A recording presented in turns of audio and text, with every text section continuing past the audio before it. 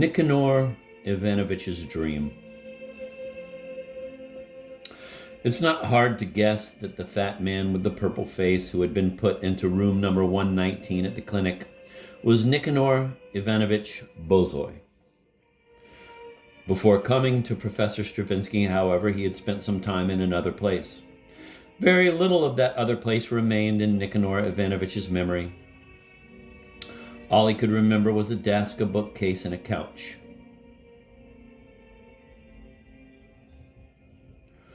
The people there had tried to engage Nicanor Ivanovich in conversation, but since his head was spinning from an influx of blood and from extreme emotional distress, the conversation had been strange and muddled. In fact, it had not really been a conversation at all. The first question Nicanor Ivanovich had been asked was, "Are you Nicanor Ivanovich Bozoy, chairman of the House Committee at 302B Sadovaya Street?" Which made Nicanor Ivanovich burst out into a horrible cackle and answer, "Of course I'm Nicanor Ivanovich, but what the devil kind of a chairman am I?" "Meaning what?" they asked Nicanor Ivanovich with narrowed eyes.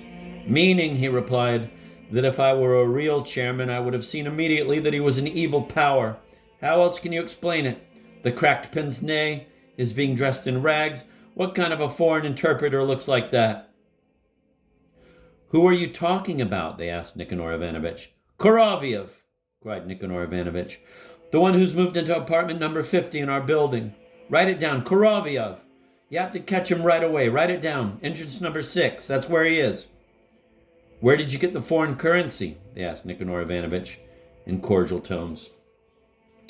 "Almighty God," Nicanor Ivanovich began, "sees everything, and that is the path I should take. I never touched any foreign currency or had the slightest idea what it looked like. The Lord is punishing me for my sins." Nicanor Ivanovich went on heatedly, buttoning and unbuttoning his shirt and crossing himself. "I took bribes, I did, but I took them in our own Soviet money. I took money for registering people in the apartment house. I won't deny it. It happened. Our secretary, Prolezhnyov, is a fine one too, that he is. Let's face it, everyone in the house management office is a crook, but I didn't take any foreign currency." When they told Nicanor Ivanovich to stop playing games and explain how the dollars got into the ventilation shaft,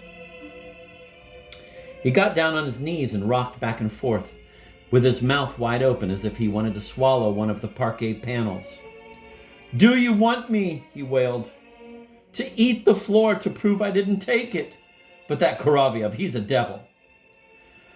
There was a limit to everyone's patience, and a voice was raised behind the desk, hinting to the effect that it was time for Nicanor Ivanovich to start speaking in a human tongue.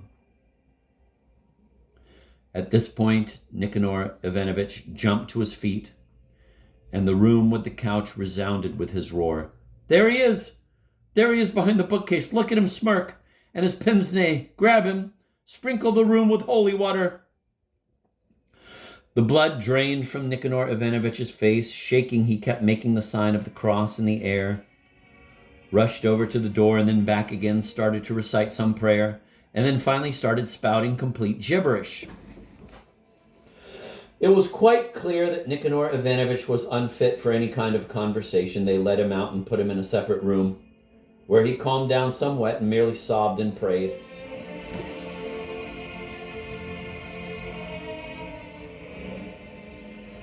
Naturally, they made a trip to Sadovaya Street and paid a visit to apartment number 50. But they did not find any Koroviev there, nor had anyone in the building ever seen or heard of any such person.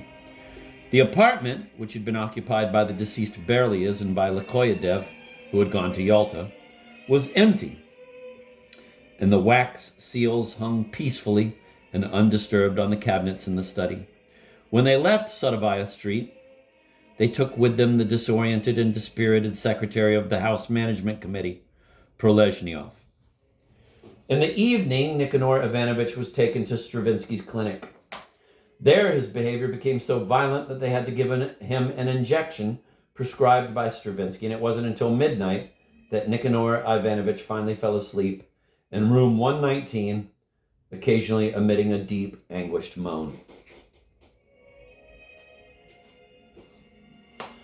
But the longer he slept, the calmer his sleep became. He stopped tossing and moaning, His breathing became easier and more even, and he was left alone. Then Nicanor Ivanovich had a dream which doubtlessly had its source in the day's experiences. The dream began with some people with golden trumpets leading Nicanor Ivanovich most solemnly over to a pair of huge polished doors. When they got there, his companions saluted him with a kind of fanfare, and then a booming bass was heard coming from on high, saying merrily, "Welcome, Nicanor Ivanovich. Hand over your foreign currency." Taken totally by surprise, Nicanor Ivanovich noticed a black loudspeaker above his head. Then he found himself inside a theater with a gilt ceiling, crystal chandeliers, and sconces on the walls. Everything was as one would expect in a small but richly appointed theater.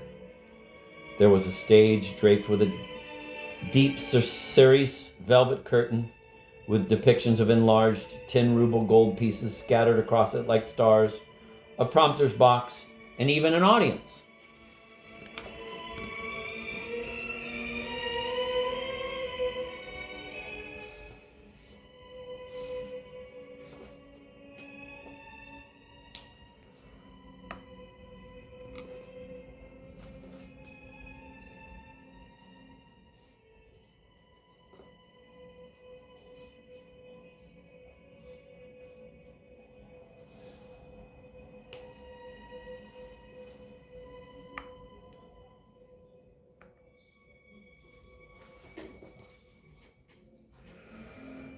Ten-ruble gold pieces scattered across it like stars, a prompter's box, and even an audience. What amazed Nicanor Ivanovich was that the audience consisted of men only, and for some reason they all had beards. No less striking was the fact that there were no chairs in the theater, and the entire audience was sitting on the slippery and magnificently polished floor.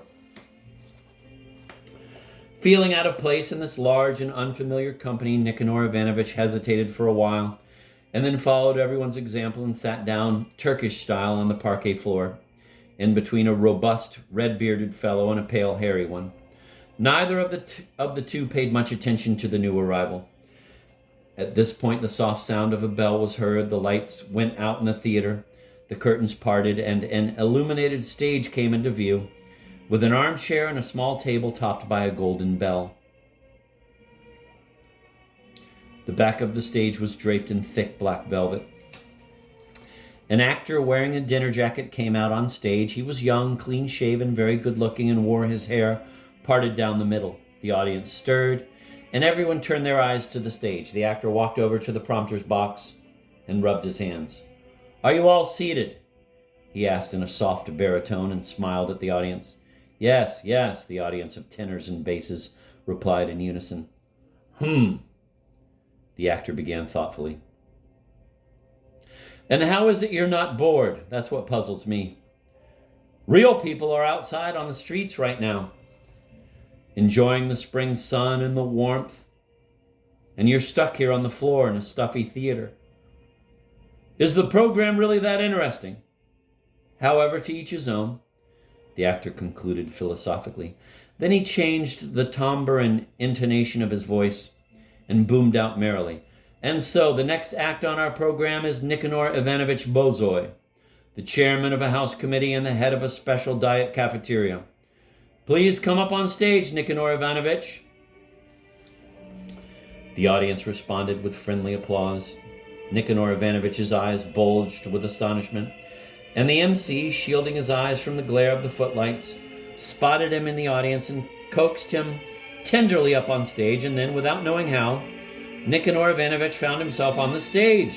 The glare of the colored lights hit his eyes from in front and below, plunging the theater and audience beyond into darkness.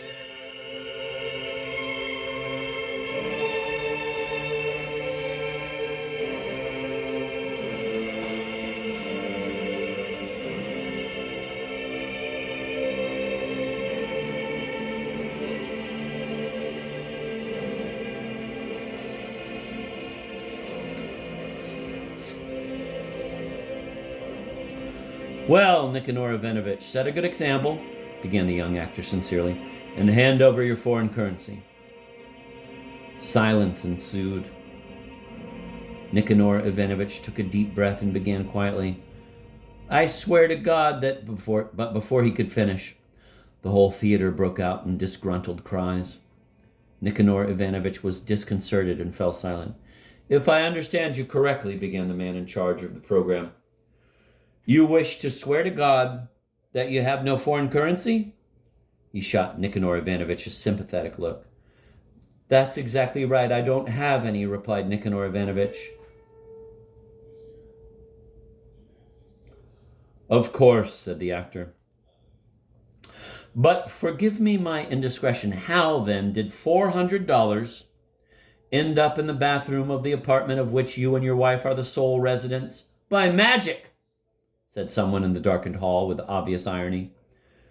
Precisely so, by magic, Nicanor Ivanovich replied timidly, not to anyone in particular, neither the actor nor the invisible audience, and he went on to elaborate. An evil power, the interpreter in checks, planted them there. And again the audience roared in disapproval.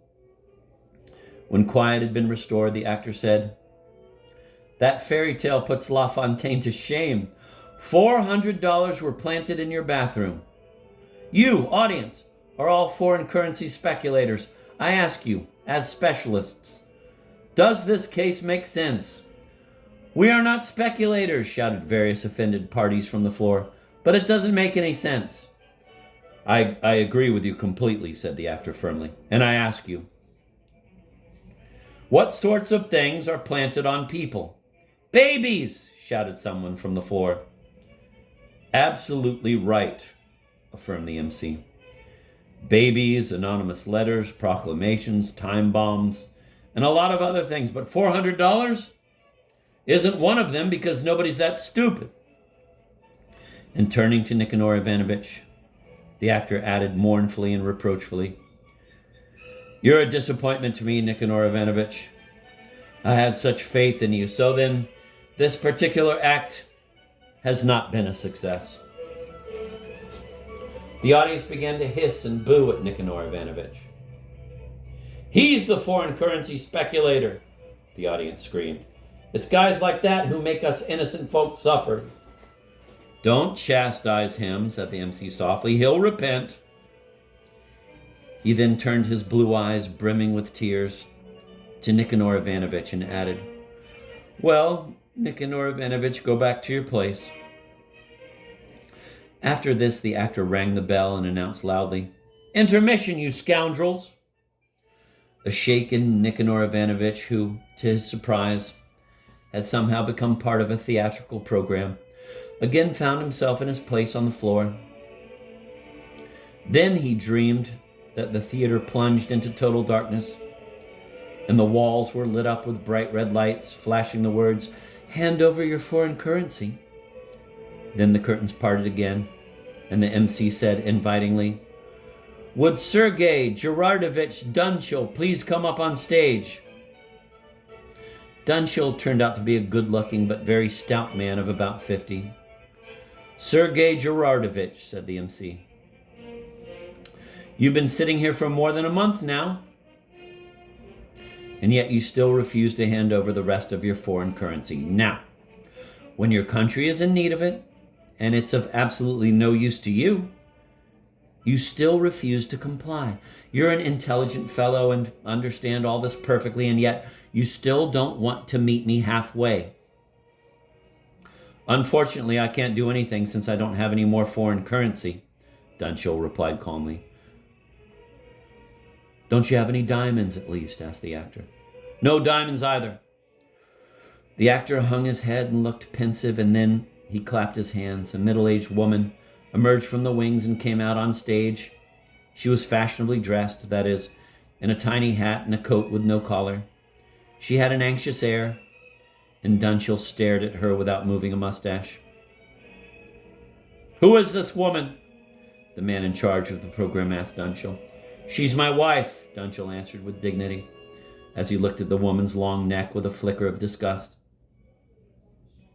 We have disturbed you, Madame Dunshil, for the following reason. We wished to ask you if your husband still has any foreign currency. He's already handed over everything he had, was her nervous reply. Indeed, said the actor. Well, if you say so, and if he's handed everything over, then we shouldn't keep him any longer, should we? You may leave the theater if you wish, Sergei Gerardovich, said the actor with an imperious wave of his hand. Calmly and with dignity, Dunshall turned and walked toward the wings. Just 1 minute, the MC stopped him. As a farewell, let me show you one last number from our program. Again he clapped his hands. The black curtains at the back of the stage parted, and out came a beautiful young woman in a ball gown, carrying a gold tray on which there was a thick package tied with striped ribbon and a diamond necklace which gave off blue, yellow, and red sparkles. Dunshall stepped backward, and his face blanched. The audience fell silent. $18,000 in a necklace worth 40,000 gold rubles, announced the actor solemnly, has been kept by Sergei Gerardovich in Kharkov in the apartment of his mistress, Ida Gurkulinovna Vors, who is honoring us with her presence here, and who graciously helped us to locate these treasures which, though priceless, are worthless when in private hands. Many thanks to you, Ida Gurkulinovna. The beauty flashed a toothsome smile and fluttered her thick eyelashes. And hiding behind your mask of dignity, said the actor, now addressing Dunshall, is a bloodthirsty spider, an astounding liar, and a cheat. Your 6 weeks of dogged stubbornness has exhausted us all. Go on home now, and may the hell that your wife is preparing for you be your punishment.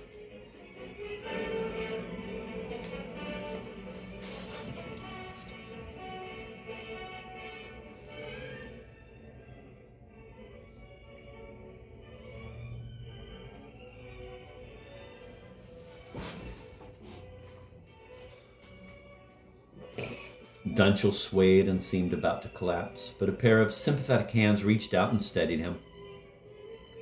The curtain then fell and blocked everyone on stage from view. Wild applause so shook the hall that it seemed to Nicanor Ivanovich that the light bulbs in the chandeliers were jumping out of their sockets, and when the curtain went up, there was no one left on the stage except the actor. He cut off a second burst of applause, bowed, and said, The Dunshall who appeared before you in our program represents a typical ass. Why, just yesterday I had the pleasure of telling you how senseless it is to try and keep a secret cache of foreign currency. There are, I assure you, absolutely no circumstances in which you can use it. Take that same Dunshall, for example. He earns a splendid salary and has everything he needs, a beautiful apartment, a wife, and a beautiful mistress. But no. Instead of living a peaceful, quiet life free of unpleasantness, after handing over his foreign currency and precious stones, he, greedy blockhead that he is, ended up being publicly exposed and earned himself a major family crisis as well. This being the case, who will come forward? Nobody wants to? In that case, the next number in our program is that well-known dramatic talent, the actor Sava Potapovich Kurolesov, who has been invited to perform excerpts from The Covetous Knight by the poet Pushkin.